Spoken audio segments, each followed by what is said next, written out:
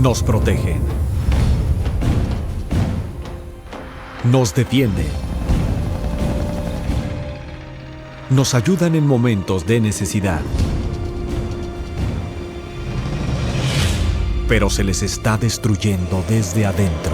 Last year saw more Army suicides than any year on record. Día Our son was just one of thousands of veterans that this country has lost to suicide. tras día, Only to die here at home in their sleep. tras día. He then used a pistol to take his own life. Hay un enemigo oculto trabajando It's got to stop. y está oculto a plena vista. El enemigo más peligroso es aquel del que nunca sospechas.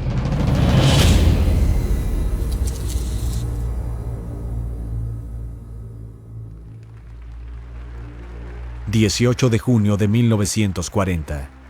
el psiquiatra y general de brigada J.R. Rees habló en la reunión anual del Consejo Nacional para la Higiene Mental con un plan estratégico para la psiquiatría. We must aim to make it permeate every educational activity in our national life. Public life, politics, and industry should all of them be within our sphere of influence. Pero para alcanzar sus objetivos, los psiquiatras necesitaban el campo de pruebas perfecto. Uno con un presupuesto ilimitado que pudiera seguir creciendo.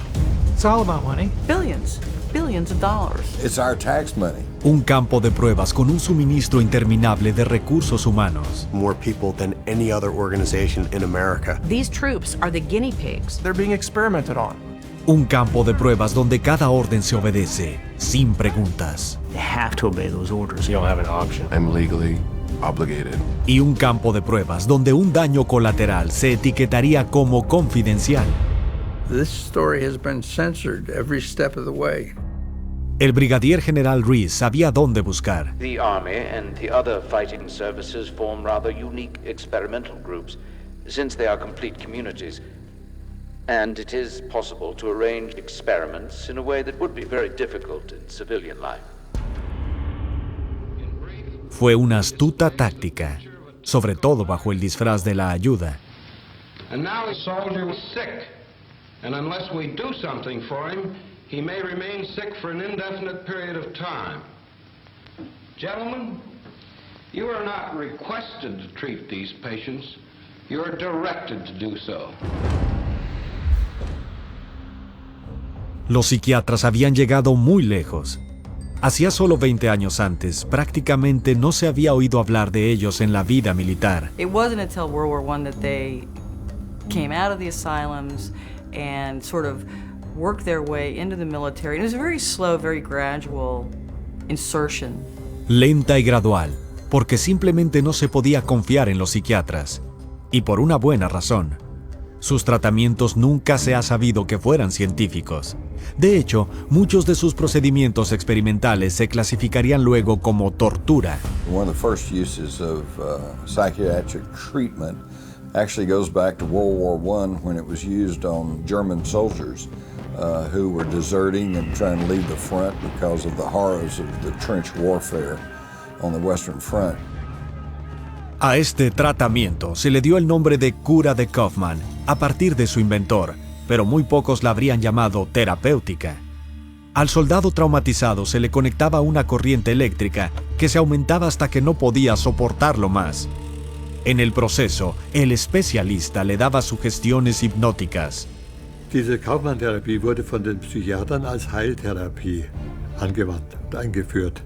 Für die Soldaten war das alles andere als Heilung, weil es ja ein Schmerz war, der ihnen zugefügt wurde an den Gliedmaßen. Und so war wohl der wahre Grund, warum die Soldaten dann wieder an die Front gingen, nämlich, dass sie diese Schmerzen nicht mehr aushalten konnten und lieber sich in Kampfeinsatz wagten, als in der Klinik dauernd Schmerzen zu ertragen. Pero el dolor que estos soldados sufrían no impidió a los psiquiatras seguir con su experimentación en la Segunda Guerra Mundial. Y lo mismo que antes, no estaba ideada para ayudar a sus pacientes a superar los traumas de guerra. Zum einen war man von Seiten der Wehrmedizin im Zweiten Weltkrieg bestrebt, den Patienten noch schneller, als dies im Ersten Weltkrieg gelungen war, wieder an die Front zurückzuschicken. Das war der erste und sozusagen das entscheidende Ziel, das die Kriegspsychiatrie im Zweiten Weltkrieg hatte. Por todo el mundo, los psiquiatras usaban la guerra como una oportunidad de poner a prueba algunos tratamientos muy peligrosos en soldados que tenían muy poco que decir sobre el asunto. Estaban dándoles electrochoques, poniendo a otros en coma profundo y llenando a más con poderosas drogas psicoactivas. Conforme seguían infiltrándose más y más, llegaron a participar activamente en el reclutamiento, el entrenamiento, la disciplina y la moral militar. Incluso daban sus opiniones sobre la selección de oficiales. Then Poole is an odd sort of man. In civilian life he was very badly adjusted. In the personal sense, that is, he just couldn't mix, couldn't make friends. Para 1943, la psiquiatría había penetrado tan profundamente en el ejército americano que el psiquiatra principal de la Marina se jactaba así. Psychiatry now has a place in every step of the Navy man's career, from his induction to his eventual separation from the service. It is because of the military that psychiatrists, they became important. You know, they're wearing a uniform now, and they've got the epaulets, and, you know, they've got some power because of the military. The military gave them that. El psiquiatra militar jefe de Estados Unidos, el general de brigada William Menninger, escribió un manual enumerando todos los problemas mentales que él pensaba que los soldados podrían tener. Pero no había análisis de sangre, ni radiografías, nada observado bajo un microscopio, solo opiniones. ¿Pruebas científicas? No, señor. Pero esto solo ayudó a la psiquiatría. Después de todo, el manual del ejército de Menninger proporcionaba una apariencia de legitimidad, algo que pudieran usar para diagnosticar y tratar todavía más integrantes de las Fuerzas Armadas. El manual del ejército se usaba tan ampliamente que acabaría convirtiéndose en la base de la Biblia psiquiátrica, el Manual Diagnóstico y Estadístico de los Trastornos Mentales, el DSM. Gracias a la influencia de gente como Menninger, para la mitad de la Segunda Guerra Mundial, los militares de todo el mundo aceptaban las afirmaciones de los psiquiatras de que ellos eran los expertos de la salud mental. Y gracias a eso, los psiquiatras quedaron libres para poner a prueba más drogas en muchos más soldados. The drugs of choice are the barbiturates. You will note that in combat exhaustion, massive doses of these drugs are needed in therapy. During the Second World War, both Americans and Germans experimented with stimulants because everybody thought, well, this is great, you know, it helps you focus, it keeps you awake. Una de estas drogas era el Pervitin, que se les dio a los soldados alemanes para disminuir las inhibiciones y aumentar la agresividad. Man kann sagen, dass dieser Feldzug durchaus Pervitin getränkt war, was die Wehrmachtssoldaten betrifft. Die Wehrmachtssoldaten waren für ihre Gegner unfassbar fit, sie waren unfassbar wach, sie hielten sehr, sehr lange durch, sie waren furchtlos, sie waren aggressiv und wirkten vor allem auf die Gegner wie aufgezogen. Et il a fallu à peu près 18 mois pour que les accidents apparaissent en nombre considérable, c'est-à-dire des jeunes soldats qui brutalement se conduisaient comme des bêtes féroces, tiraient sur tout ce qui bougeait, sur les civils et sur leurs propres compatriotes. Et les accidents, les imprudences au pilotage d'avions, au pilotage de chars ont été telles que l'armée allemande a interdit l'utilisation de ces drogues à partir du milieu de l'année 42-43. Et l'armée anglaise a vécu la même expérience. Los japoneses también usaron estimulantes. Les dio a sus combatientes valentía instantánea, pero a un precio.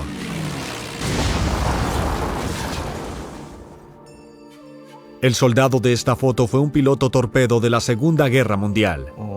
海軍の中の特攻隊員ということで、人間魚雷で有名な回天というものの搭乗員として訓練を受け、La misión, introducirse en un torpedo que detonaría manualmente cuando estuviera cerca de un barco enemigo.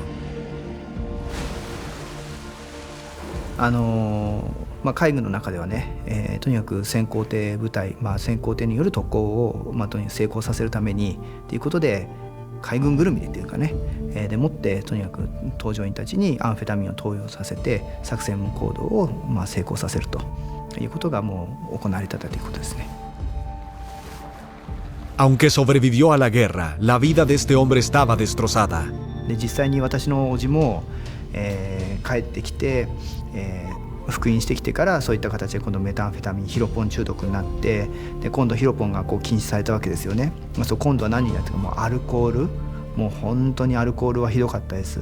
私も叔父が叔母にね本当に暴力を振るうシーンっていうのは何度も見てますし、だから彼自身も実際に、自殺を3度図って。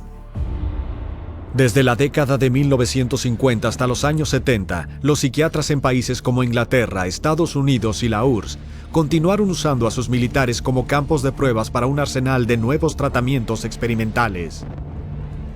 Los psiquiatras militares de Estados Unidos usaron a los soldados para experimentar con LSD. The squad, composed of volunteers for the test, responded like well-trained soldiers, immediately and without question. The squad, all except the drill sergeant, now drugged with LSD. After a few minutes, the men found it difficult to obey orders. Aun cuando sabían de los peligros de esta droga, los psiquiatras ingleses continuaron haciendo pruebas con el LSD, esta vez con comandos de la Infantería de Marina.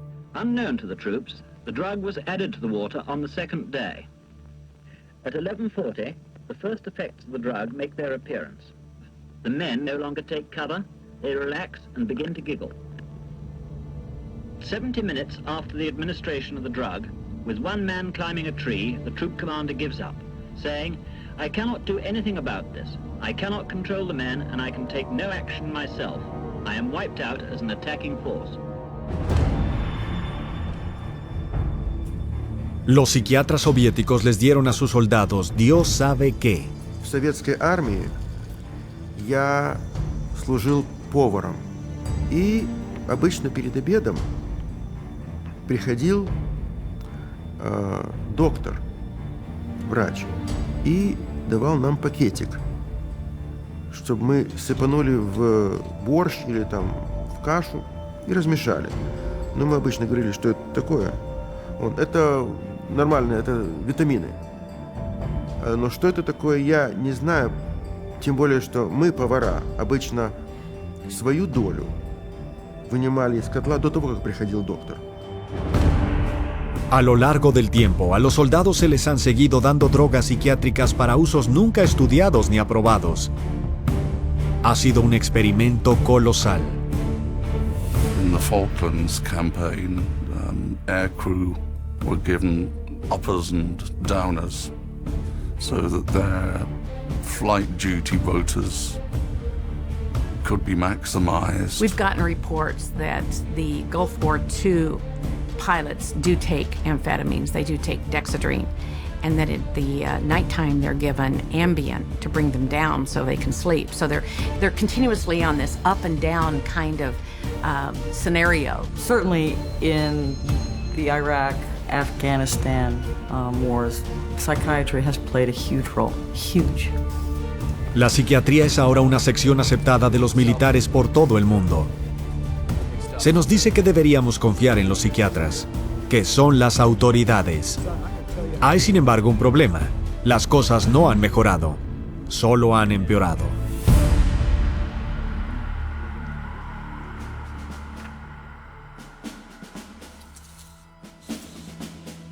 I spent almost 26 years on active duty in the Marine Corps. I retired with the grade of Brigadier General. I was an Army captain in the aviation branch. I was a Staff Sergeant E5 in the United States Air Force. I was in the United States Marine Corps from 2007 to 2011. Florida Army National Guard. 31st Engineering Battalion. I was in aviation and military intelligence. Battlefield intelligence analyst. I was a U.S. Navy fighter pilot. Combat medic with an LPN license. So my nomenclature would be a 68 Whiskey Mike 6. I got out as a sergeant, non-commissioned officer, this past March. I didn't see the emergence of psychiatry in the Army up until I suffered my own injury. And then it was like, it was a flood. It was a flood of doctors and it was a flood of meds. Hay tanto estrés en el soldado de hoy como lo hubo en el pasado. Largas horas, misiones durísimas, periodos prolongados lejos de los seres queridos. Y cuando los problemas mentales y emocionales ocurren, no queda ninguna duda de su realidad. Pero sin importar a dónde vayan los soldados por ayuda, en el ejército de hoy en día, a menudo terminan en las manos de un psiquiatra. You can go to a chaplain, and a chaplain is just somebody that you can talk to. But I think part of the issue is that a chaplain is kind of obligated to route you straight to a psychiatrist if you mention any key words, you know? Like, yeah, I have been stressed out or something like that. If you tell a therapist you're depressed, they're going to send you to a psychiatrist. It's going to happen. It's just how it works. So they'll make a real quick decision on you have a problem or what the problem might be within just minutes. So 10 minutes, maybe 15 minutes, if you're lucky, 45 minutes in the office. La práctica estándar de un psiquiatra es diagnosticarte primero con un trastorno mental. Te podría decir que tienes un desequilibrio químico en el cerebro, aunque no haya hecho ningún análisis para demostrarlo. Y nunca lo hará, porque no existe ningún análisis. De hecho, no hay ningún análisis para ninguno de los cientos de trastornos mentales enumerados en el Manual de Diagnóstico de la Psiquiatría.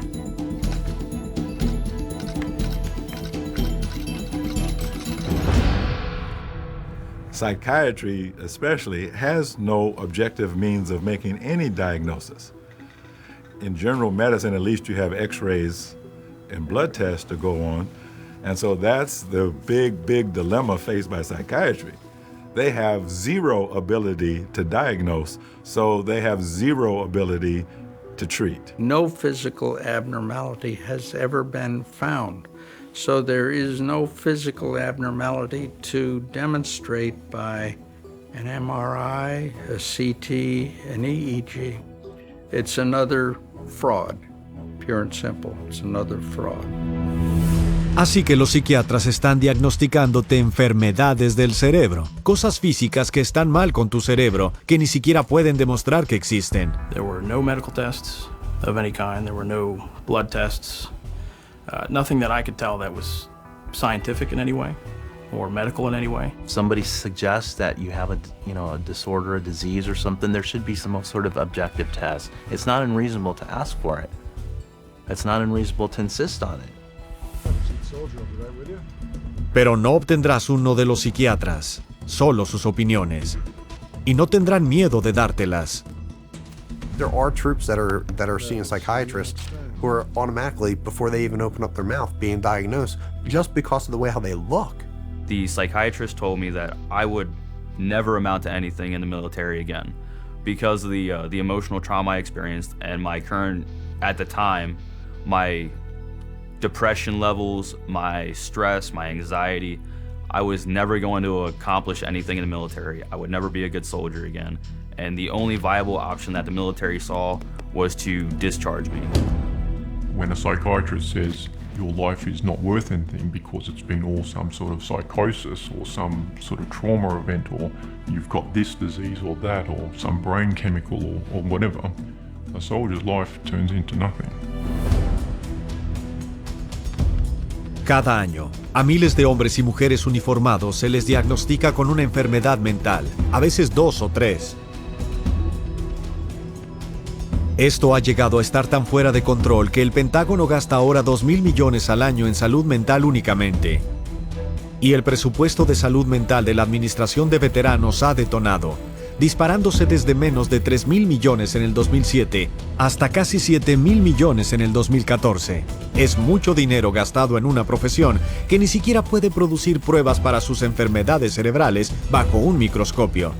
No es que eso les importe a los psiquiatras. La diagnosis es solo un primer paso. De hecho, es una excusa para meterte a ti en algunos tratamientos muy peligrosos.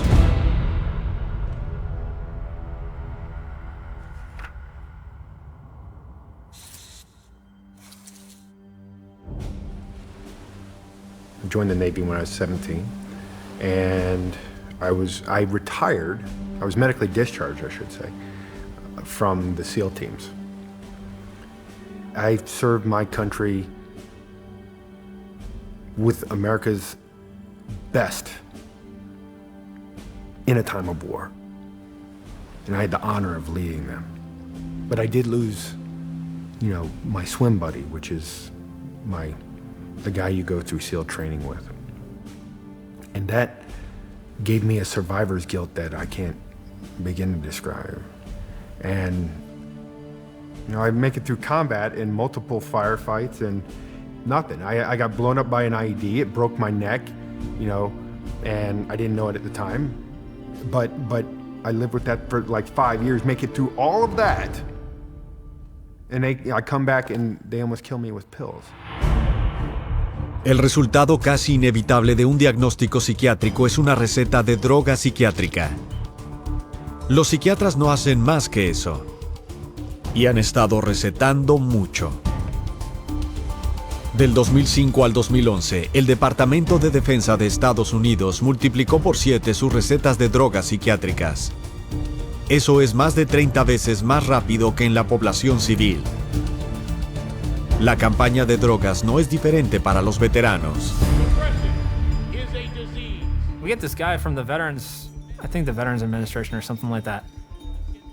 And he's basically telling you, if you are depressed, if you do something erratic, it's a disease. This guy's literally the loudest guy in the entire briefing. Very just in your face about it. And he's just basically saying, if you're doing anything other than what you normally do, you have a disease and you need to be put on the system, you need drugs. We can control it with medication. And then right after that, they're gonna get prescribed whatever drug the psychiatrist seems fit rather than just being able to talk to somebody. No therapy, no lifestyle change. It's a straight line of how they educate these doctors in pharmacology, a symptom to a drug. Los psiquiatras no tienen ninguna idea real de lo que sus drogas le están haciendo al cuerpo humano. Pero cuando se trata de repartirlas, eso apenas importa. My older brother got out of the Marine Corps, like I said, about a year ago. And when he went to the VA hospital to make his disability claim and talked to him, he told him that he had trouble sleeping. And he didn't tell me what they gave him, but he basically said they gave him a big bag of happy pills. So I came home on R&R from Iraq and got severely depressed. And they went and told me to go see the on-based psychologist, which then they prescribed me meds. He basically told me what was wrong with me and prescribed me with Zoloft, and that was pretty much it. I've been on Ambien, Seroquel, Paxil. That was one of the big ones. A very dangerous drug that I just think is very harmful, called Abilify. It kind of puts whatever meds you're on steroids. Wellbutrin, Zoloft, modafinil, methylphenidate, trazodone, Prazosin, and Ambien. Starts out with Dexedrine, Vibrid, Dalmane, Citalopram, Thorazine, Citalopram, Prozac, Prozac and Effexor at the same time. Stelazine, Zoloft, Compazine, Seroquel, Cogentin, Abilify, Nodular, Wellbutrin, IV Amitol, Depakote, Artane, Xanax, Haloperidol or Haldol, Klonopin, Diazepam, Adderall, and Librium.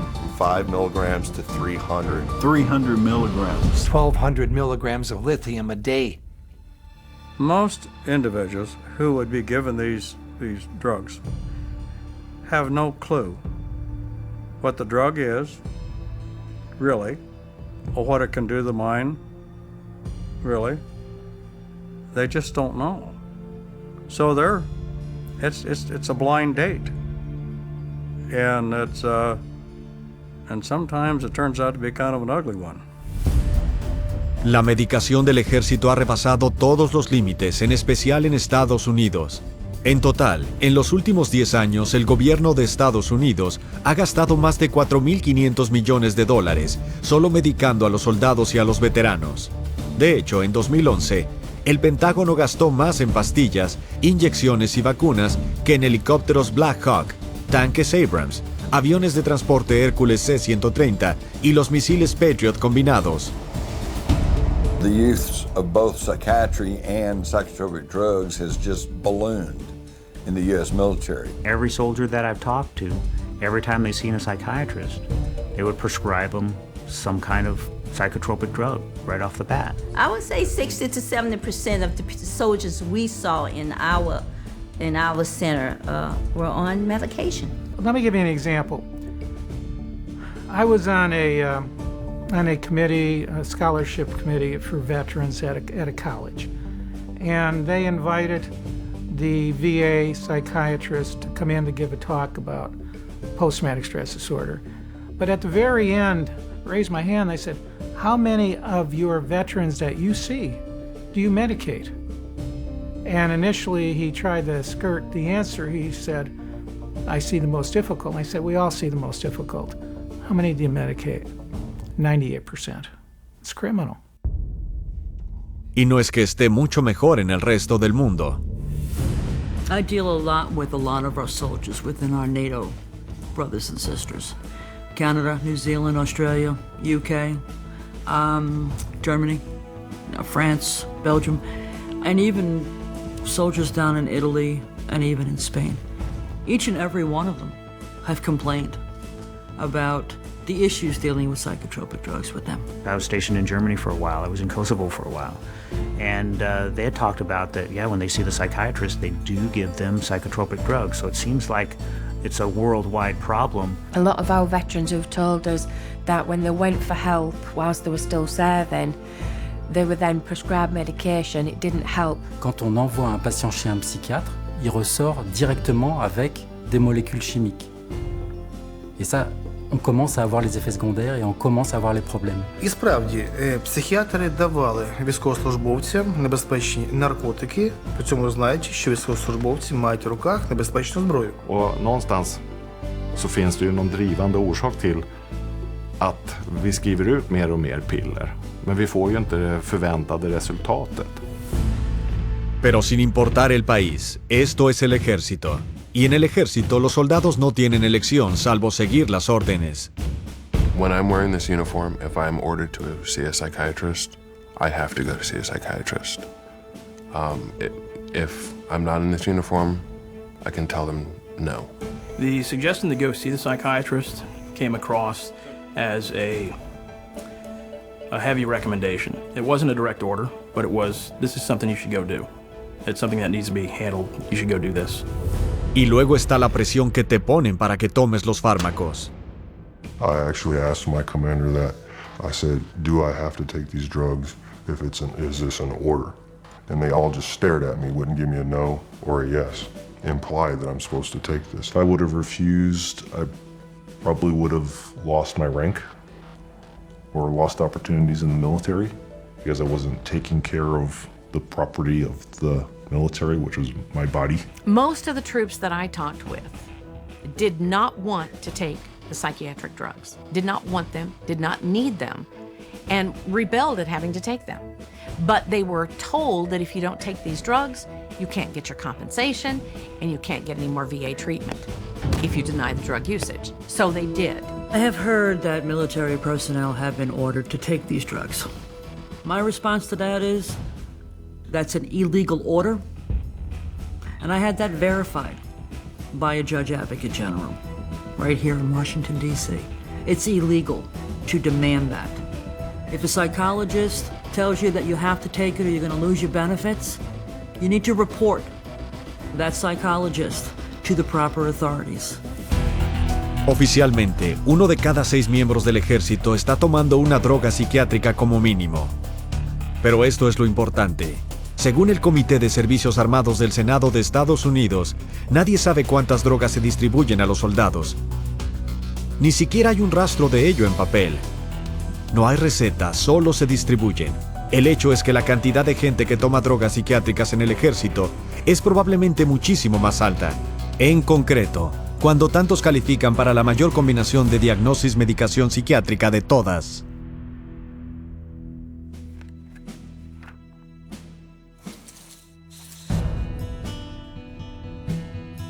I was in the Army, and when I got out, I was corporal. And then I went back as a contractor for the Department of the Army. My original purpose was definitely get involved, serve my country, and then pursue it from that point forward. I personally had been deployed to Iraq for just about a year, and having gone back to Europe, I was having trouble sleeping, and having some issues just adjusting back to this, different lifestyle after having been shot at, nearly blown to pieces, so many times to this. Now I can just go down the road and get a pizza. And one of my officers recommended I go see a psychiatrist. Within 10 minutes it was, so you're probably bipolar, most likely ADD, and PTSD. Los efectos visibles del estrés a causa del combate han sido mencionados por antiguos escritores como Homero y Heródoto. Los franceses le llamaban mal du pays, los alemanes Heimweh. En España era estar roto. Como fuera que lo llamaran, siglos de historia de militares han reconocido que algunas veces los horrores de la guerra pueden ser demasiada carga para los soldados. Solía considerarse una reacción nerviosa, algo esperado como parte del combate. Pero los psiquiatras hoy en día lo etiquetan como disfunción cerebral, lo que dio vida en 1980 al trastorno por estrés postraumático TEPT. This war isn't any different than any other than guys coming back with shell shock, battle fatigue or combat fatigue, and now they're calling it post-traumatic stress disorder. It's been around forever. Y como otros trastornos, no se descubrió con análisis científicos. Los psiquiatras presionaron para que se votara y se pusiera en el Manual Diagnóstico y Estadístico de la Psiquiatría. Literalmente, lo votaron. Hoy en día, es el diagnóstico más popular de la psiquiatría militar y se ha esparcido rápidamente dentro de la población civil. The goal is to combat post-traumatic stress disorder, or PTSD. Helping veterans with PTSD. Soldiers' post-traumatic stress disorder. I was diagnosed with PTSD. PTSD. How many times do you hear PTSD in the media now?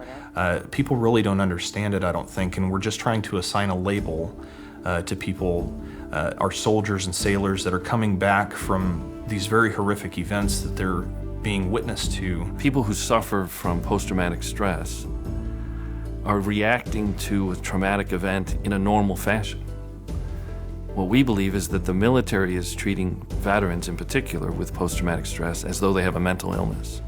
We don't believe they have a mental illness. We believe that they're wounded and what they need is healing. In PTSD, psychiatry has created a disease. They speak of it as a disease just as they speak of generalized anxiety disorder and clinical depression as diseases, but none of them are actual diseases. If someone shows up in my practice and they say a psychiatrist or other doctors diagnosed me with post-traumatic stress disorder, I would actually ask the patient, okay, what tests were done to establish that diagnosis? And they'll think about it and they'll realize that nothing was done. They just got the opinion of whoever the practitioner was. Certainly there is stress that goes along with combat. When you put a soldier into an environment where he's not getting sleep, he's being shot at, friends around him are getting hurt or dying, that's going to cause some bad side effects. Sure, those phenomena exist, but that doesn't then equate to, well, let's drug him. No hay nada falso sobre los horrores del estrés del combate. Pero, ¿es eso suficiente para que la psiquiatría se invente una expresión de tono médico como disfunción cerebral para convencerte de que acepte su tratamiento? Y entonces continúan expandiendo su definición más y más ampliamente. What qualifies for PTSD has recently been downgraded, but they have directives that come out that say, well, now we're going to suggest that everybody who's, been in a war zone could possibly, maybe, and so with that,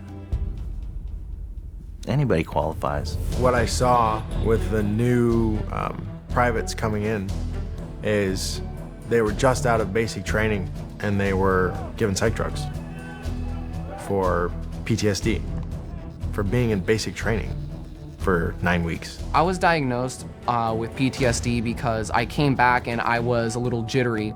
And it's just, I guess they said that I had PTSD from that when it was just, I was still kind of trying to assimilate back into the scene of not being in combat, of not being over. The determination that I had PTSD was almost made before I even walked into the office. They told me that it was clear that I had post-traumatic stress disorder and that I needed medication to fix it. Nearly every soldier in my company was diagnosed with PTSD. Nearly every soldier. Hay 175 combinaciones distintas de síntomas que un psiquiatra puede usar para diagnosticarte con TEPT. No es sorpresa que el 37% de los recientes veteranos de guerra estén siendo tratados por ello. Una vez etiquetados, al 80% se les darán drogas psiquiátricas. Y de esos veteranos drogados, al 89% se les dan antidepresivos y al 34% poderosas drogas antipsicóticas. Incluso después de que uno de los psiquiatras más eminentes del TEPT hiciera un estudio admitiendo que los antipsicóticos no funcionan. Just because a medication can be widely prescribed doesn't mean necessarily that it's really helpful overall for the symptoms of post-traumatic stress disorder. Si los psiquiatras se preocuparan de hacer análisis médicos estándar, cabría la posibilidad de que encontraran algo mal físicamente. Algo que etiquetaran como TEPT, pero sería daño físico cerebral real que se podría verificar con una escanografía cerebral. Se le llama lesión cerebral traumática o LCT. Y se calcula que 320,000 soldados la han sufrido. Traumatic brain injury is an injury to the brain itself, either caused by a concussive blast or a closed head wound. There's some difficulty determining between traumatic brain injury and post-traumatic stress because the symptoms tend to mirror each other. Inability to focus, short-term memory loss, difficulty with rage or anger. You're talking about a physical injury, an actual brain injury, as opposed to a mental health, a condition. You know, it's the two absolutely, totally separate things. I'm handling a Gulf vet who's got traumatic brain injuries. He's labelled with PTSD, and he's got a lump of shrapnel in his head. You know? So, hang on, you don't get lumps of shrapnel flying into your head and embedding in your skull do not leave you with no effect on the brain. The brain's going to take a real hammering from that sort of thing. Por supuesto, la mayoría de los psiquiatras no van a detectar el ST porque no verifican para buscarlo. En vez de eso, mientras el problema real aumenta, lo enmascaran con medicación. Y las cosas pueden ponerse mucho, mucho peor.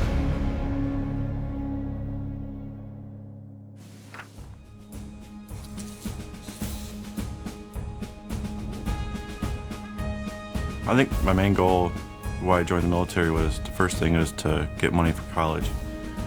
And then all my friends were going in and they were having a blast with it, and I just really wanted to do something with my life and not just stay here in a small town and not do anything.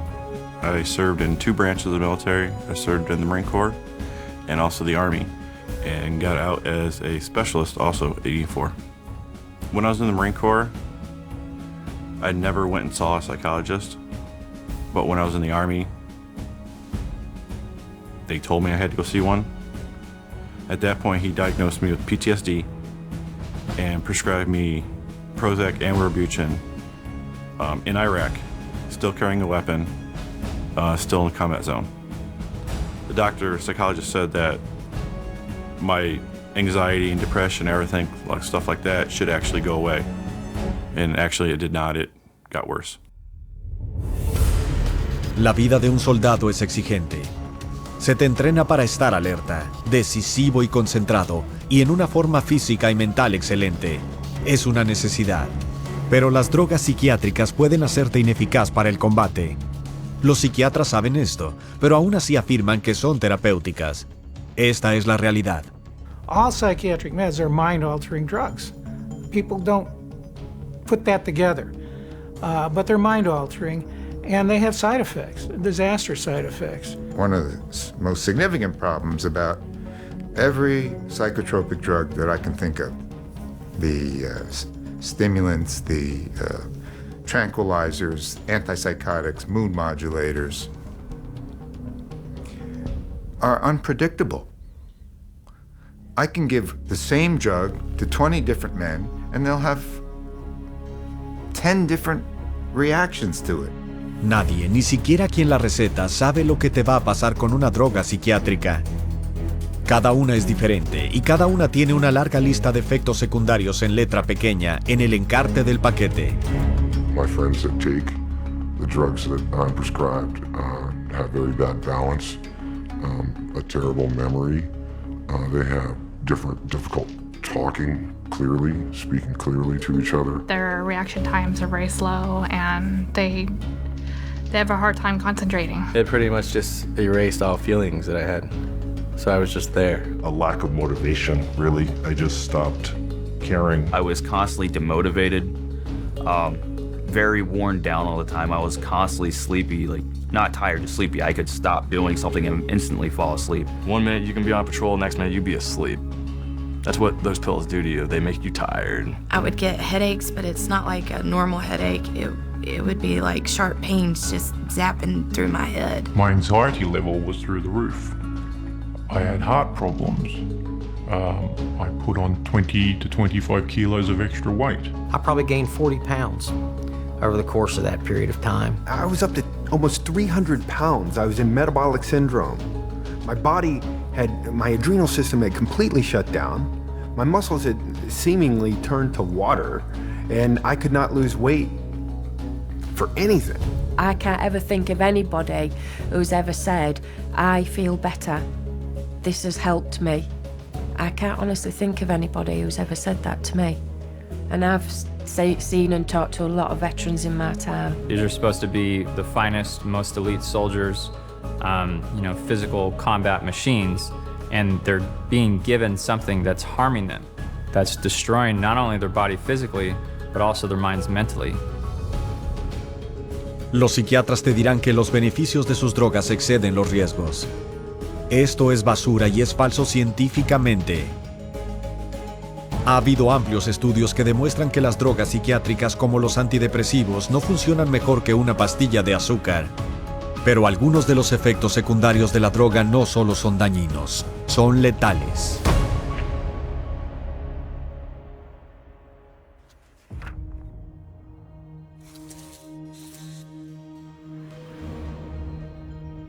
Además de los terribles efectos secundarios que causan las drogas psiquiátricas, está lo más extraño de todo. No curan nada. Así que, ¿qué es lo que hacen? Alteran tu comportamiento al insensibilizar tus sentidos. Esto no solo impide que la persona resuelva situaciones, sino que la entumece al mundo que la rodea. Hay incluso un nombre para ello: despersonalización. I've had patients who've been given very large doses of psychoactive drugs over a period of about a year, and basically destroyed their sense of self. They don't care almost about anything. You could go up to someone and start yelling at them, and if they're on the large enough cocktail, they won't do anything. They become almost drones. So they're literally lobotomizing our soldiers with these drugs. I'm sorry. I'm just being very direct and honest with my experience of over 200 injured warriors. It's almost like being in a mental hospital with lobotomized patients. I'm sorry. It's just awful. Y la despersonalización se pone realmente peligrosa cuando la droga crea otro efecto secundario común. If someone is numbed like that, they're less likely to be concerned about the consequences of their behavior and might resort then to impulsive actions, violent actions. Some of the effects of the drugs that we're aware of, that the veterans we've dealt with have come across, have been things like more anxiety, more anger. They're having all these fits of anger, aggression, they're getting in fights with their significant other. And of course, what this has led to is just a really horrendous number of domestic shootings, domestic beatings, child, wife abuse. Las cifras confirman esto. Desde el 2006, crímenes sexuales violentos y el maltrato doméstico en el ejército han aumentado más de un 30%, y el maltrato infantil en un 43%, todo mientras el drogado psiquiátrico de nuestros soldados ha superado todos los límites. Y luego, están los casos donde un soldado bajo la influencia de las drogas psiquiátricas pierde la cabeza.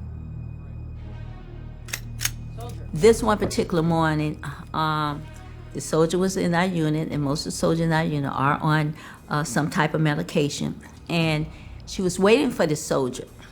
And when she walked in, he was locking and loading his weapon.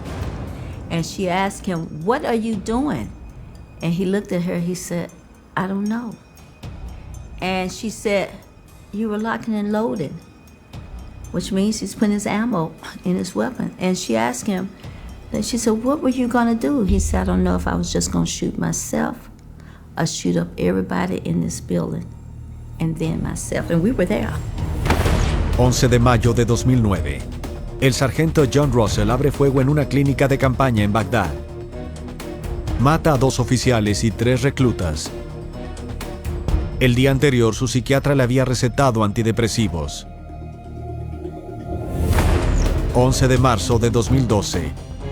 En una aldea remota en Afganistán, el sargento Robert Bales mata a 16. 9 eran niños. Antes de su matanza indiscriminada, Bales había esnifado la droga psiquiátrica Valium y había bebido alcohol. 16 de septiembre de 2013.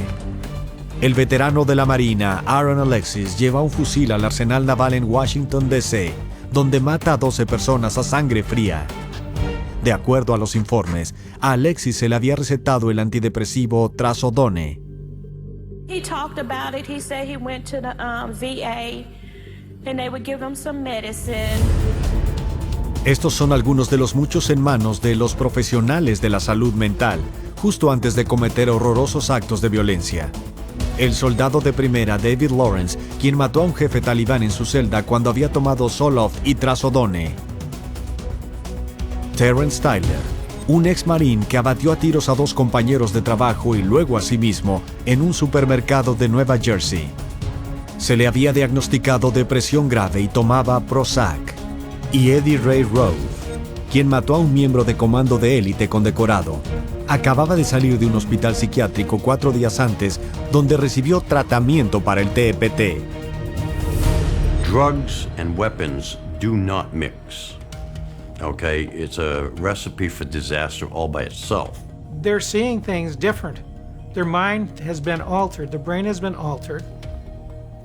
Their judgment and reasoning is not what it would have been without these medications. It's the mind that makes the decision of when to shoot and what to shoot.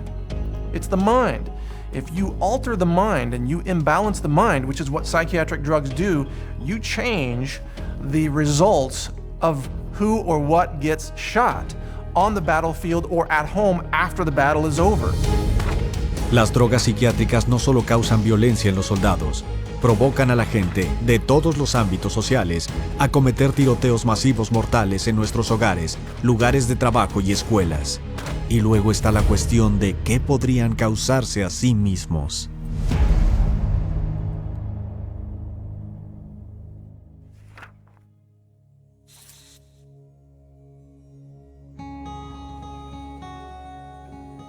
Ever since I was a little kid, I always loved the military. I loved the Army, and I think I always knew that I wanted to, join. I just said, I wanted to go and experience it, and just to serve my country.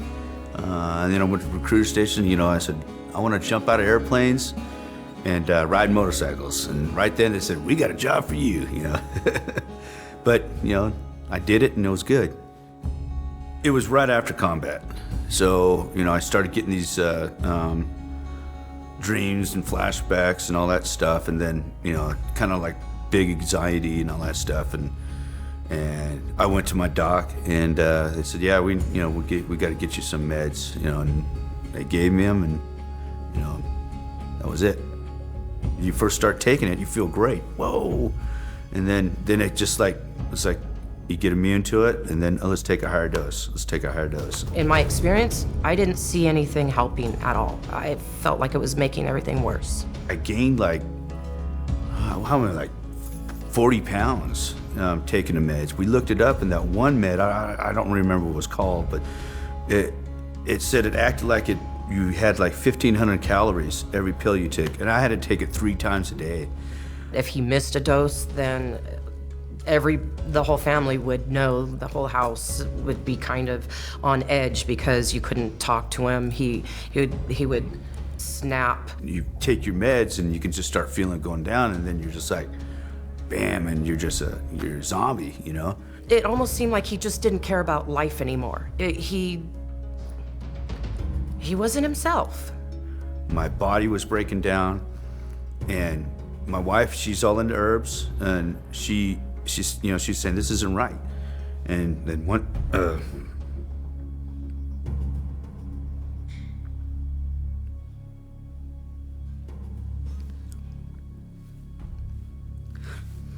yeah, I was all fucking drunk, and the meds just taking that shit, and I just said, fuck it, I'm done. And I took my pistol, I fucking put it in my mouth, and she opened up the door. I fucking took it, and I said, I was like, fucking, I said, we gotta fucking do something, and this shit just didn't work, and I had to literally grab the weapon away from him because it probably would have happened. That's why I said, fuck it, I'm stopping. I'm stopping taking all this shit, it's killing me. It's gonna kill me, it's gonna kill my wife,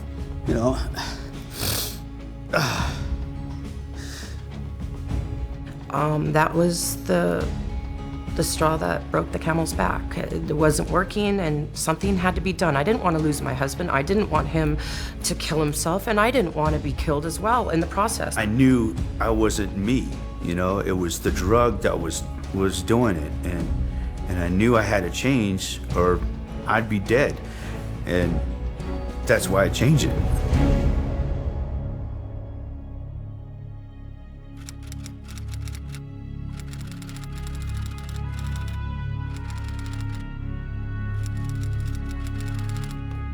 Hay un enorme problema con los suicidios en el ejército. Desde el 2002, el índice en las filas de los Estados Unidos casi se ha duplicado. The suicide rate has really been going out the roof here lately with our military members, both while they're still in and once they return back to the States. I would move from base to base to base, and I'd be on different missions at different times. And one minute I'm on a base and I'm having lunch, and I'm being asked, hey, did you hear about those 3 guys, those 3 soldiers who committed suicide? It was a black eye on Fort Bliss. Soldiers were dying left and right. Preventable deaths, we're talking suicides, we're talking about these soldiers getting in their cars or motorcycles going 150 miles an hour and, hitting a median, family violence. It really spiraled out of control. Mientras sucede todo esto, los psiquiatras siguen dando drogas psiquiátricas en volumen. Drogas que es bien sabido que aumentan la violencia y los pensamientos suicidas. My psychiatrist at the time had issued me a recommended gabapentin, and I took one, and I think within 30 minutes I had thoughts of suicide. They started me on a really low dose to build it in my system, but even the low dose, I was still feeling side effects of suicide, depression, anxiety. I did notice that there was a lot of times that I thought, that it would just be better to be dead than to keep living like that. And I look back on it now, and I do realize that it was the meds. Sí, puede haber razones para el suicidio en el ejército hoy, que no tienen que ver con las drogas psiquiátricas. Pero sería estúpido ignorar la influencia de las drogas. Solo pregúntenselo a los soldados sobre el terreno. I was military police, actively working as a police officer on the military installation. And in 1 week, I went to about 8 or 9 suicide attempts where the person either overdosed or, said that he was gonna kill himself, something like that. And 1 for 1, every single person was on psychiatric drugs. Because of my role as a criminal investigator, I didn't witness the soldiers while they were taking psychiatric drugs. All I got to see was after the suicide or after the death, and then the reports come out. We'd get called pretty often to investigate. We would have an autopsy performed and would include a toxicological exam, which would determine any drugs in the system, and usually there was some type of drug. A lot of them were taking some sort of medication for depression or anxiety. There were a lot of suicides happening in the military, overseas in theater and back in the States. De 2009 a 2012, más soldados en Estados Unidos murieron por suicidio que por accidentes de tráfico, enfermedades cardíacas, cáncer y homicidio. El secretario de Defensa de Estados Unidos lo calificó de epidemia. Y sí, es un problema. Algunos dicen que es el estrés de la guerra, pero el 85% de los suicidas ni siquiera estuvo en el frente de combate, y un 52% nunca fue movilizado. Mientras tanto, la eficacia de los psiquiatras militares nunca se cuestiona, y da como resultado intentos de suicidio como este. My son joined the Army. He wanted to make a career and become something. He was still sweet and more normal when he came back from Iraq, even though he had, nervousness in crowds and PTSD. He was not different in personality as far as, to that degree like what we saw later on the drugs. And so when Michael said, hey, I'm having anxiety issues, I said, you need to go tell them. Well, and that's what really began his journey. That was the worst step, in my opinion, that we could have ever done. It started off with 1 drug and went to 2. With each successive symptom that he got a new drug. And we noticed that he started to go down in personality. It wasn't our son anymore. It was, anger, slurred speech. It was surreal because the person I was talking to wasn't even my son. He was unsure of himself. He didn't have any will to do anything. At one point, he had stopped brushing his teeth, drinking water, eating, because he didn't care. He didn't even know that he was that way. And I researched and discovered that our soldiers were being medicated and that they were committing suicide from it. So I printed all my research out and I handed it to my husband. And I said to my husband, tell me what you think of all this research. And he came back to me and said, if my calculations are correct, there's a pattern here that matches our son's behavior. And if my calculations are correct, he's just about ready to commit suicide. I was in the dollar store and he called me and said, I don't want to upset you, but I want you to know Michael's okay, but he tried to kill himself. And he put 2 IVs in his arms and he bled out in the bathtub and he was drawing in his blood on the walls. He didn't even know he was committing suicide. So his cognizance, his reason, was already usurped by these pills. They take away who you are. And he wasn't the same. We had the hospital check him and they found at least 9 drugs in his system. And they're just the ones they tested for. They were giving my son drugs that had black box warnings, said, if you're under 25 and you're taking this pill, your risk of suicide is going up 50%. Risk of suicide. But they were still giving him the pills. What he went through was so horrific it's hard for him to talk about, but he allows us to speak because he wants to save his comrades. He wants to save others who are going through the same thing, who are being drugged with lethal cocktails. Me speaking as Michael, knowing the things that he has said to others, he would say, stay away from the pills. It's a dead end. Los psiquiatras dicen que sus drogas salvan vidas, pero raras veces hablan de los graves riesgos de suicidio. ¿Por qué no lo hacen? Porque esas advertencias en recuadros negros para jóvenes de 18 a 24 años. Esa es la edad promedio de casi la mitad de los soldados americanos movilizados. Y aún así, el uso de drogas psiquiátricas en el ejército de Estados Unidos ha subido un 76% desde el 2001. Esto incluye antidepresivos que los psiquiatras les dan a los soldados para prevenir el suicidio. There's no evidence that drugging stops suicide. The reason I'm saying this is because it is alleged that if somebody is suicidal, you should medicate them. Except there's no evidence that medicating somebody who's suicidal is going to prevent suicide. There's substantial evidence that many drugs actually promote suicide. And last year, within DoD, there were 349 suicides among military personnel. That's almost one a day, literally one a day. Más suicidios que muertes en combate. Y el ejército está muy preocupado. In fact, in 2009, Fort Campbell, Kentucky was actually closed down by the base commander for a time because they were having just an inordinate number of suicides. Suicides on Fort Campbell have to stop now. The last I heard, the VA was getting close to 450 calls a day to their suicide hotline, which they set up years ago to handle the amount of veterans that have suicidal thoughts on a daily basis. 450 calls a day. Es un problema que ha resonado en las salas del gobierno.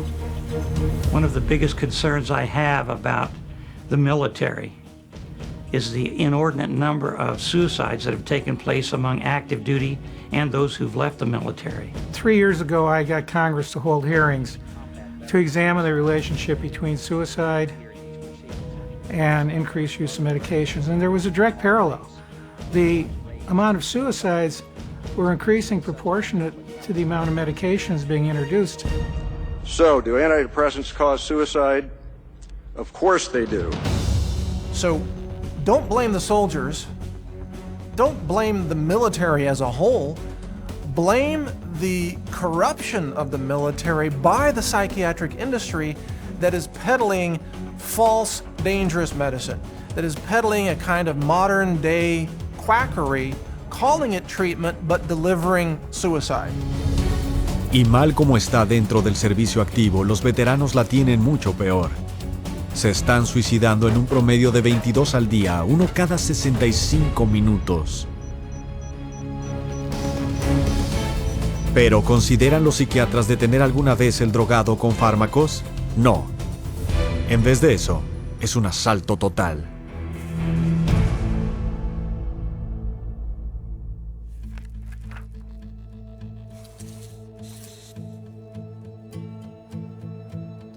I was a very highly functioning non-commissioned officer. I was a platoon sergeant at the time. I was kind of always being groomed for that next rank. I was getting sent to the right schools, had the support of my chain of command. Things were going really good. After I witnessed this traumatic event on my last deployment in Iraq, that's when the medications really started coming. I mean, full force. And like I said before, before I knew it, I was on 9 to 12 different kind of medications. And when I was going through the separation process in the Army, I had to get some physicals and evaluations from outside people. These professionals would see my records come up on the screen and the amount of medications that I was put on throughout my time in the Army, but especially the last couple of years, and they would literally gasp. And they were shocked at the amount of drugs, the high doses of these drugs. It was like a 6-page rap sheet. Con todas las formas en las que las drogas psiquiátricas pueden reaccionar en tu cuerpo, ¿cómo contrarrestan los psiquiatras un efecto secundario de las drogas que te dan? No te quitan la droga. O bien te aumentan la dosis, que puede causar más efectos secundarios, o te añaden otra droga que añadirá aún más. Luego otra y otra. It was clear right away that they really had no idea what anything that they were giving me was really going to do. They said, this drug may not work. You may need a different one. This one may need a higher dose. This one may need a lower dose. There was friends of mine that I saw had 2, 3, 4 pills that they had to take daily. You find soldiers that are on dozens of medications. And when I say, 7 to 9 drugs at one point, I'd say that was very average. I've heard as high as 14. I know of some troops, personally, who were given up to 20 different drugs. It's kind of depressing if you look at the number of medications that I've been on. It's very thick. It makes up a large portion of my medical file with the Veterans Administration. And a lot of people were on not only psychiatric drugs, but drugs for their injuries. And the combination made them different. They weren't the same people. They're mixing amphetamines with painkillers and antidepressants and sleeping pills. I mean, even to the unlearned, that sounds insane. Esto es tan común que hasta tienen un nombre para ello: polifarmacia. Y aquí está este hecho poco conocido. Muchas de estas drogas nunca han recibido pruebas combinadas, lo que convierte a quienes están tomando estas drogas en conejillos de indias. The danger escalates with every increase in dose and every increase in the number of medications. I have watched my clients who have been prescribed psychotropic drugs, sometimes a cocktail, often a cocktail, sometimes a single drug, and they are grievously changed. If they were experiencing an adverse effect, how would they know which drug it was? Was it the antipsychotic? Who knows? Was it the antidepressant? Was it a combination? These guys don't know. All they know is they're supposed to take these because their doctor said they'll be better. And in fact, they only got worse. And the problem is that there's no attention to the detail of what happens to these troops that are placed on them. There's no follow-up. They're simply placed on them, given a great big huge supply of them, and they're sent out to fight. De hecho, a algunos soldados americanos se les da un suministro de drogas psiquiátricas para 180 días cuando salen al frente. Sin supervisión, sin restricciones. Se las toman cuando quieren. And what happens to it when they go into combat? Are they sharing with their friends? Sure they are. That's why I've been told by social workers, corpsmen, medics, that 90% of the troops in combat have at one time or other taken some type of psychiatric medication. It's just a grand, crazy, insane pharmaceutical roulette that's being conducted at the expense of our nation's sons and daughters, really.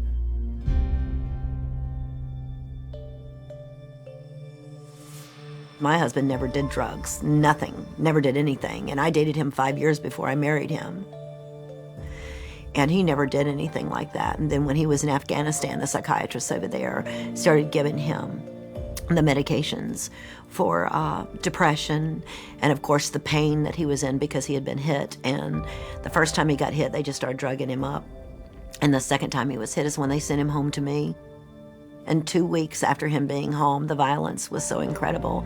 I told him that we needed counseling or we just needed to get a divorce because I couldn't live in the abuse that I had just gone through because my husband never treated me that way.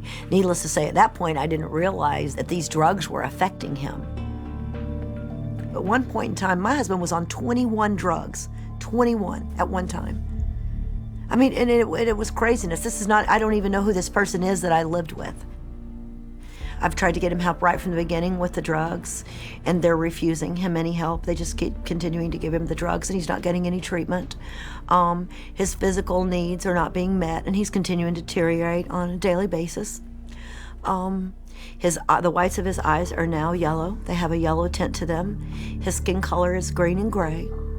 And this happens often. And we do have the fear that we will wake up in the morning and he's going to die. Every day we live that every day. His daughter lives that every day. I live that every day. Is today the day that he's going to die? Is today the day I'm going to get the call?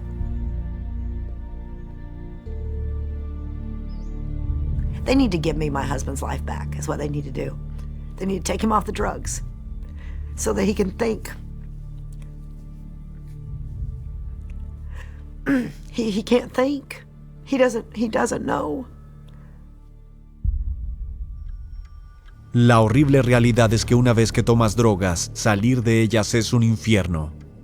Puedes caer en la adicción a algunas de ellas en solo 2 semanas. Now we have soldiers coming back from the battlefield and they're addicted to psychotropic medications, and they have a detox reaction back in civilian life, and they begin to exhibit the side effects for which they were being pre-medicated. So they become depressed, they become suicidal. Not only is it dangerous to be on these drugs, it's also very dangerous to come off of them.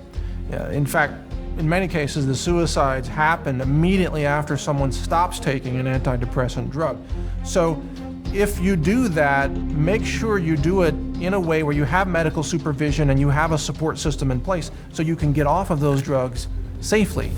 Intentar dejar la medicación psiquiátrica por ti mismo, en especial de golpe, es muy peligroso, por los terribles efectos que podrías experimentar. I have an anxiety, I'm perspiring, I just don't know what to do. Los psiquiatras te dirán que es la recaída a tu enfermedad mental y que necesitas volver a tomar tus drogas. Eso no es cierto. Esto es el síndrome de la retirada, igual que con las drogas callejeras. The doctor did not tell me if I did come straight off of these that there would be a worse effect. I didn't know that.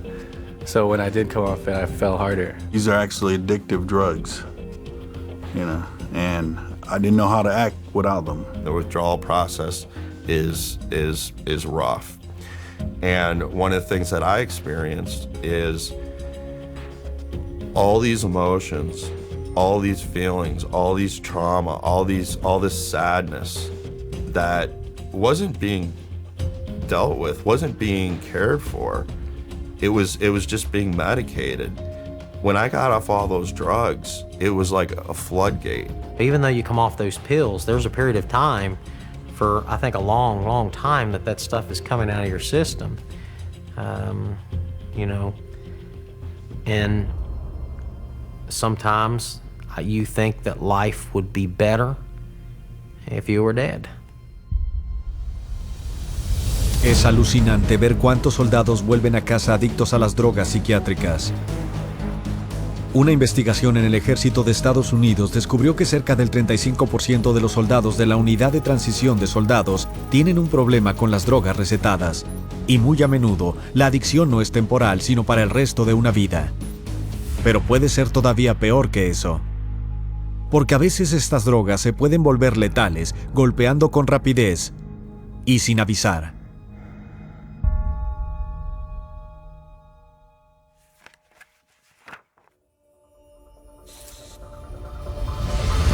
Gunnery Sergeant Chris Bacchus survived the assault on Baghdad, a deployment to Afghanistan, and a second tour in Iraq. What specifically killed your brother? He died because he mixed narcotic drugs. Whenever he had an issue with them, they would increase either the dosage or the potency of the individual pill. A bomb couldn't kill this Marine, but a bottle did. Chris Bacchus tenía 2 antidepresivos, 2 opiáceos y un ansiolítico, Ativan, en su organismo. Un total de 27 medicinas diferentes en el escenario, la mayoría recién recetadas. La autopsia mostró que la interacción de drogas lo mató. Cualquier doctor que se precie pudo haber predicho eso. El caso de Chris Bacchus resultaría no ser distinto de centenares de otros. Solo a 450 millas, Stan y Shirley White, celebraban el retorno sano y salvo de su hijo, el cabo de los marines de 23 años, Andrew White, de la zona de combate. Pocos sabían lo que le pasaría cuando fue a buscar ayuda al hospital local de veteranos, solo diagnosticarlo y luego drogarlo. Andrew's behavior really started to deteriorate.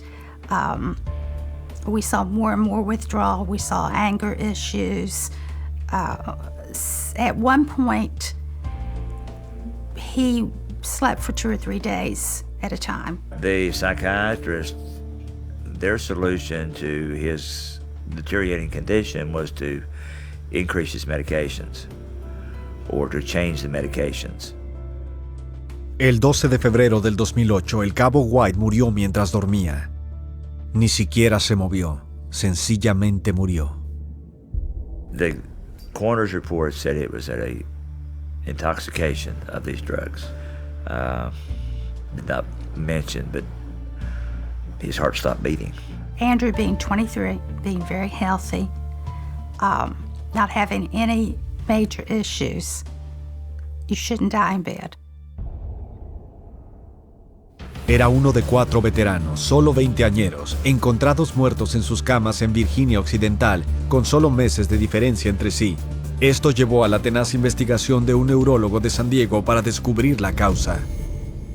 I tried to understand how they could have died, what the mode, the mechanism of death could have been. And these dead in an undisturbed bed were cardiac. Suddenly the heart stops for some reason. Siguiendo cada pista, vio que cada uno había sido diagnosticado con TEPT y que cada uno había estado tomando el mismo potente cóctel de drogas psiquiátricas. Came across literature on the antipsychotics, and they said that the antipsychotics have a particular danger. They can stop the heart suddenly. And here these veterans, all 3 were on a combination of drugs which can cause or lead to sudden cardiac death. Might this not be the tip of an iceberg? Might there be others? And to make a long story short, that list grew to 250, 300, and today it is 351 probable cardiac deaths. The risk of sudden cardiac death makes those drugs truly unfit for human consumption, and yet they're being used like jelly beans in the military. Yeah, we're watching me here, Devil Dog. Otra de esas muertes cardíacas fue el cabo de 21 años, Chad Ollich-Leger. Are you getting that? It's machine gun fire. We don't know where it's coming from. But no worries. We have our sandbag structures. Carry on. Chad was hilarious. You know, super smart. Super smart. He was a lot of fun. You know, he played sports, you know, all of that, like any normal kid was, outdoors all the time. He was willing to make friends and talk to everybody. So that's kind of, you know, what caught my eye in the beginning as well. So he was just fun to be around. This Native American has no comment. Well, he told me the reason why he wanted to join the military was that if he went, then maybe his children wouldn't have to go. He really felt like it was his duty as a citizen to participate. When he came back, we realized he was different. He had asked his commander that, you know, he wanted to seek counseling. He needed some help because he was having problems dealing with what he had done over there and what he saw on that first tour. All right, the reason I'm down here and not up there is because as soon as the IED went off, we were talking about a possible trigger man. We don't know where they are because we never know where they are. Just all kind of saw like, okay, they're gonna give you some medication. You're gonna, you know, see a psychiatrist for a little bit, talk it out, things will get better. We were so naive. When he was on the drugs, he seemed like he was just doped up all the time. He was disoriented. It literally turned him into a walking zombie. I mean, after he would take that, and you know, and he was real adamant about making sure he took his medication on time. It just felt like the medication made him forget what he was doing, made him forget some things that had happened in the past. We'd be talking about stories and he wouldn't believe what I was telling him. And he'd take Seroquel and then 10 minutes later be going back to his pill bottle and say, well, I gotta take my medication. And it's like, you just took it. He wasn't in control, I felt like, in the end. He just really didn't know what he was doing. He wasn't going to work when he was supposed to. He said he would just sleep in his room. We're gonna pause for a second due to malfunctions and technical difficulties. I got the knock on the door at 11 o'clock at night. But when I heard the knock on the door, I knew what it was. They had found Chad. And my thought was, okay, great, where is he? Where's his little shit? You know, I hadn't heard from him. And he said that he was at the barracks. I said, okay, is something wrong? Can I go see him? And he said that they found him in his room, that he was dead on the floor. They didn't know how long he'd been there, that he was already gone, and I couldn't see him. I couldn't even get on base. All I could think of was that he was alone in that room by himself, that he was supposed to be safe.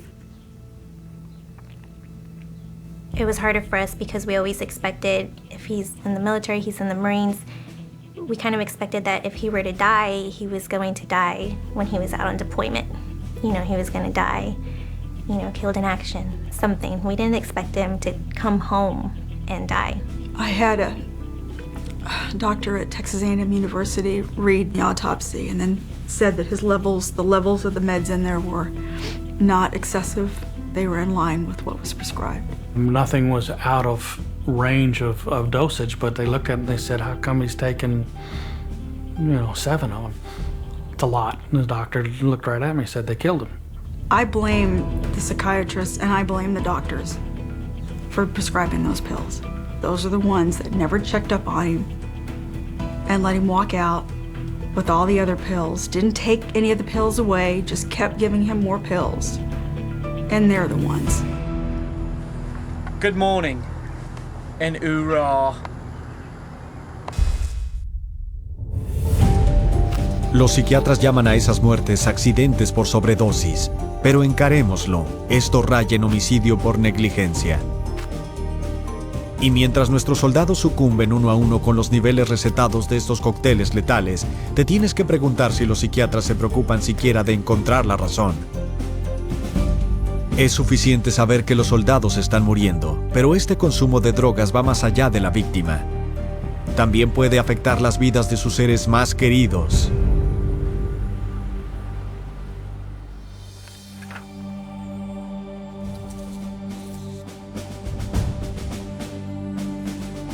I was with the 101st Airborne Division. I was assigned to them doing gun truck and convoy security, Operation Iraqi Freedom. I came out as a captain. I've got a total of 26 months in combat. When I came out, returned home from Operation Iraqi Freedom, anyone that marked that they had seen combat or had seen someone killed or had participated in combat operations directly, it was mandatory that you went to mental health. I myself was prescribed Prozac, Depakote, and at one time Zoloft. One night, and I'll never forget this as long as I live. One night I had laid down and I'd taken my pills, and I took a shot of Jack Daniels. At that time I had my children staying with me, so I didn't get drunk or anything like that, didn't drink overly heavy, and for some reason I decided to sleep on the couch this time. And I can remember opening my eyes and not being able to move my arms and my legs and literally feeling like I was choking to death. And my son, who was 13 at the time, he came in. Obviously I was making some noises and he shook me so hard that I fell off of the couch. And that kind of woke me up. But literally I felt like I was dying. And I can't help to think if my son wasn't there to wake me up, would I have been a statistic? Maybe. En servicio activo o como veterano, un soldado en drogas puede afectar negativamente a toda su familia. What we're seeing is that now this label of being broken and disordered is not only being utilized with our troops, but it's now also extended with their families. You hear stories about these young children that are living with a deployed mommy or a daddy who just can't handle the deployments. So what happens is these troops that were deployed come home, whether or not they saw combat doesn't matter.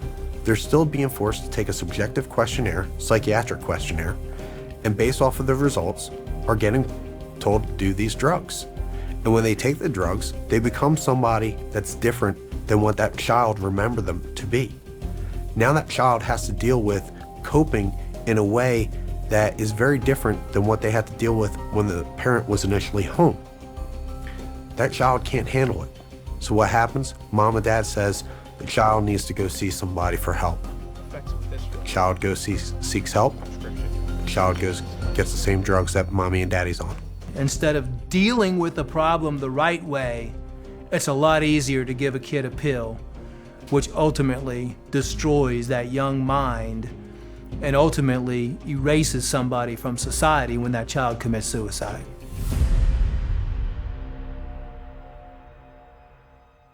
My youngest son, Daniel, was a very funny, a little prankster with lots of friends in the neighborhood. He was loved by his teachers at school. We would go out fishing or hunting or just playing around out in the woods. So we're able to spend quite a bit of time together whenever I wasn't gone on training or deployment for the Army. Daniel began having trouble sleeping very shortly after he left, and he was worried that his dad wouldn't come home. He was worried that his dad was going to get killed.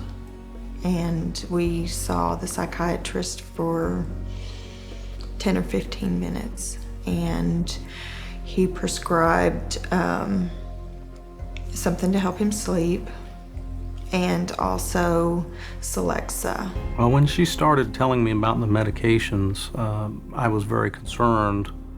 Overall, it seemed to me that, the situation was continuing to progress and he was just getting worse. My husband came home from Iraq 3 months early because of my concerns. I was very concerned at the personality change to becoming much more withdrawn and sad and depressed. He was having some bizarre behavior. He began cutting himself at school, and he began having hallucinations. We never had any of those behaviors before being put on the drugs. We were all here at the house. He was out of our sight for 10 or 15 minutes, and he had snuck in and went and he'd gone into his room, and I sent James to go find Daniel to help me in the yard. And he did.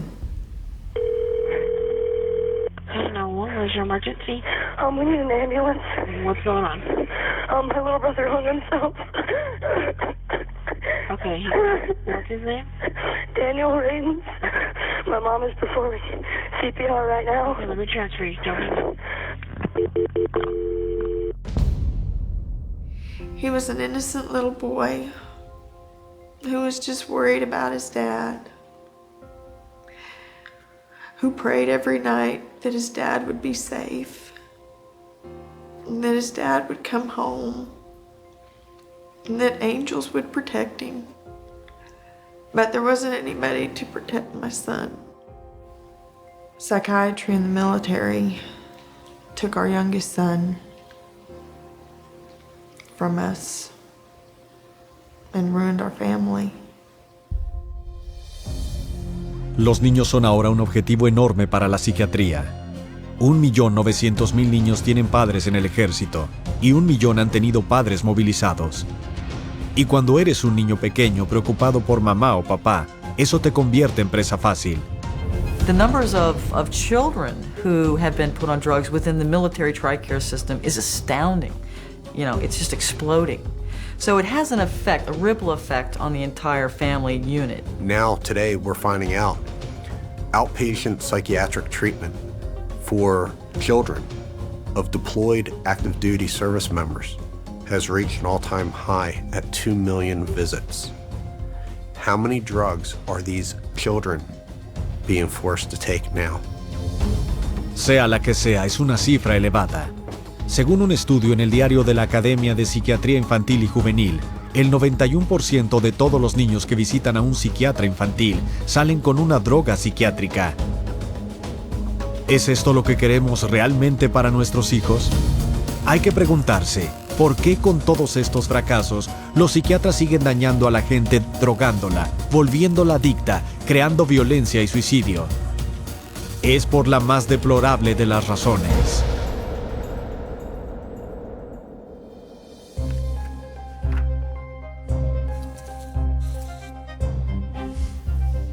Los psiquiatras dicen que trastornos como el TEPT no se pueden curar. En lugar de eso afirman, tienen que manejarse con drogas para el resto de tu vida. Es mala medicina, aunque es estupenda para la cuenta bancaria. Once you label somebody and you start medicating them, over the life of that person, it's going to cost the government about $1.5 million to provide these medications and treatment. There's a lot of money to be made here. There's a lot of money to be made by the companies that are producing these drugs. Profit is the only conceivable motive for all of these psychiatric drugs in the military. Taxpayers are footing the bill for this travesty of medicine. These psychiatric drugs that promote suicides, you're paying for them. Así que, ¿por qué los psiquiatras reparten drogas a esos niveles récord? Porque drogar a la gente es mucho más fácil que de hecho ayudarla. Y debido a esta explosión de consumo de drogas psiquiátricas, la psiquiatría ha desarrollado una relación muy íntima con las farmacéuticas. Ellos te dirán todo acerca del tema.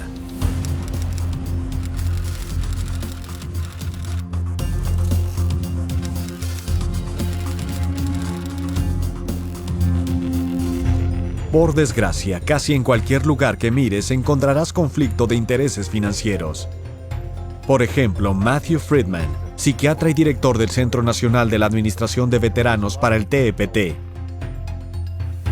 No solo se le ha pagado como orador para 3 fabricantes de drogas, sino que también es miembro de la Junta Científica para las farmacéuticas que fabrican Paxil y Zoloft. ¿Y sabes qué?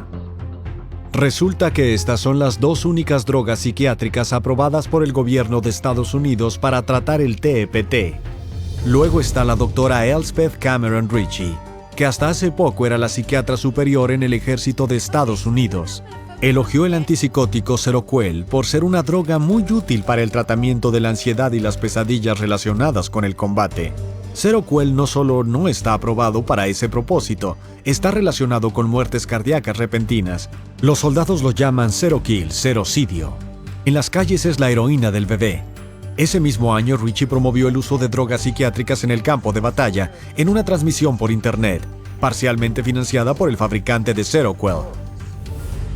Of course, I'm a psychiatrist, so I tend to think of psychiatric medications, and we treat soldiers with medications, with cognitive behavioral therapy, and other sophisticated treatments on the battlefield.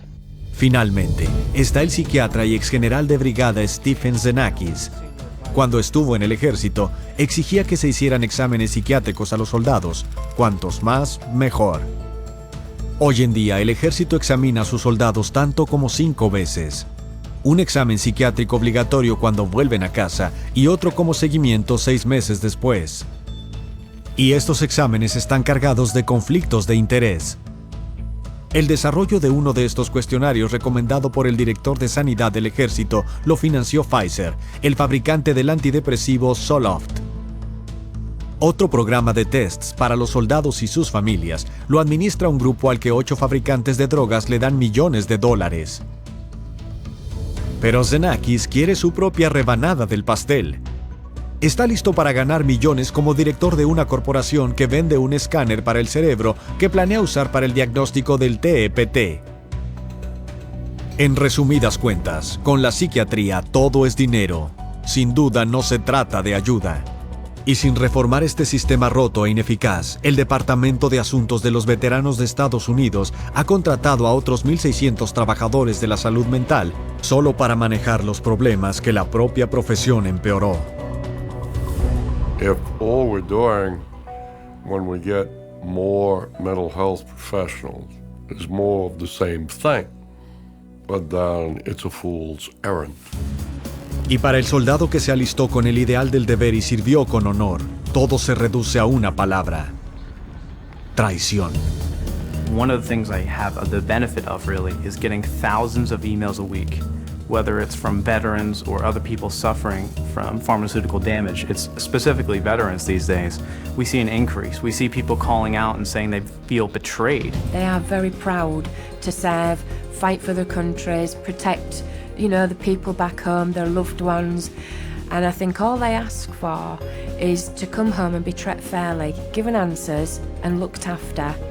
And they're not looked after, they're told, it's all in your head, it's mental, take the tablets, it'll cure, go away, and that's it.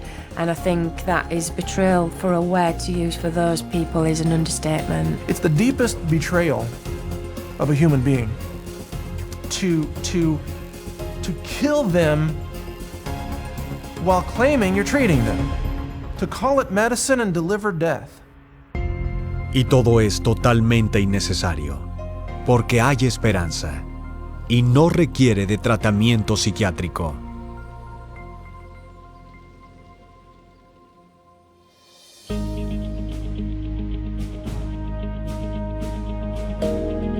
Miramos alrededor y por desgracia encontrarás un mundo saturado de psiquiatría. Pero hay soluciones seguras, eficaces y funcionales y pueden encontrarse. The main word for soldiers, and not only soldiers, but anybody suffering from any type of so-called mental illness, is that there's hope. That there's hope out there, there's solutions out there, things are available for you to get your life back, to not have suicidal thoughts, to not end your life, and it does not include psychiatric drugs. There is a way to solve this. It's to get rid of the drugs and start treating soldiers like human beings, not lab rats. That's the solution. The vets who get over their war wounds do it on their own, do it with friends, do it with colleagues, do it in support groups. They're doing it separate and distinct from the medical interventions. If you talk to lads, when they get together, they help one another, they support one another. They are aware of fellow feeling, fellow understanding. Psychiatrists, by having the opportunity to disrupt that process by using drugs, can often disrupt it rather than support it. A soldier does need help. He needs care and love and friendship and, whatever else is going to make him feel better personally, but he does not need psychotropic drugs. El verdadero cuidado médico comienza con un minucioso examen físico por un médico competente para buscar cualquier daño o enfermedad subyacente que pueda estar causando aflicción emocional. Every symptom should be investigated for physical origins, because if you don't do that, almost certainly someone who has a real physical symptom is being labeled as having a psychiatric symptom, which is false. By making sure that we clear up any physical issues, we begin to make the soldier, the veteran, feel better. Once they begin to feel better physically, they feel better emotionally, and they're able to deal with some of the issues relative to the traumas or the stress that they were under while in combat. Si estás tomando drogas psiquiátricas y quieres dejarlas, asegúrate de hacerlo bajo la supervisión de un médico competente.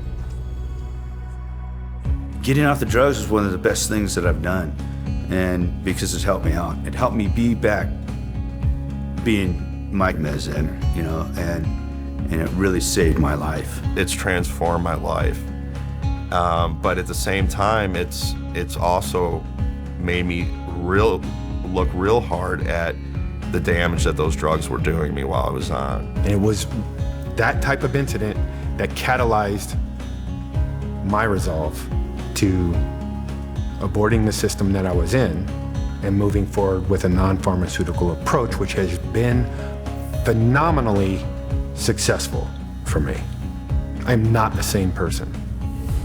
Pero hay todavía muchos soldados ahora mismo que corren el riesgo de que se les ordene que tomen drogas psiquiátricas. Por eso es vitalmente importante que conozcas tus derechos.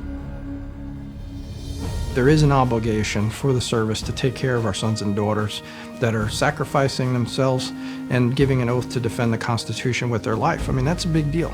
The command may say you have to go to see a psychiatrist because we believe you to be unstable. So does he have to show up for the appointment? The answer is yes. However, once you go into that therapist's office, you are not required to participate in that treatment. So on occasion, I have people that call me and ask me, can I refuse this or can I refuse that? And I say, absolutely. Bajo este derecho a negarse está el más importante de todos los derechos, el consentimiento a ser informado. Consentimiento a ser informado significa que tienes el derecho a que se te informe de antemano de todos los riesgos y beneficios del tratamiento psiquiátrico, cualquier tratamiento alternativo y la opción de ningún tratamiento. Do active duty and military have a right to informed consent? Absolutely. But these soldiers, sailors, Marines are not informed as to all of the consequences of these medications, because if you were truly informed as to the consequences of taking these drugs, would you really take them? And the answer is most likely no. Consentimiento a ser informado es solo uno de los muchos derechos que tienes bajo el Código Militar de Estados Unidos.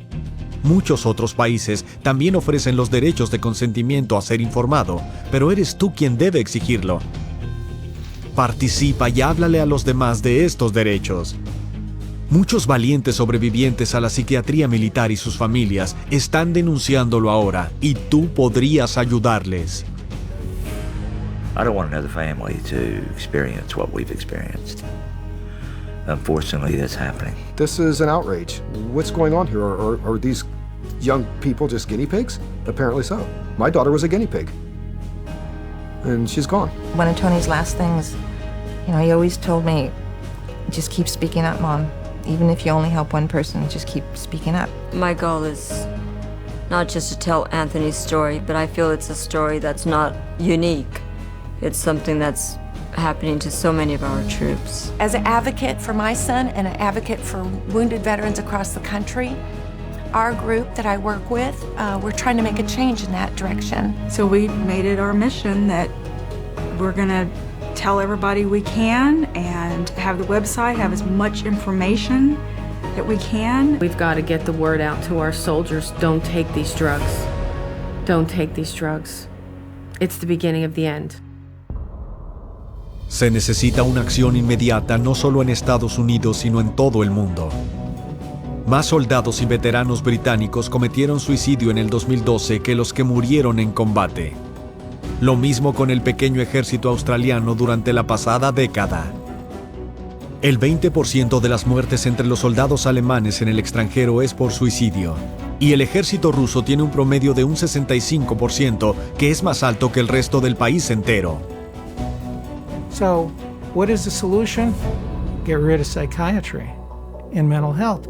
Don't leave them in charge. Mental health will not improve until psychiatrists are no longer in charge of it. I truly believe that they are destroying our military.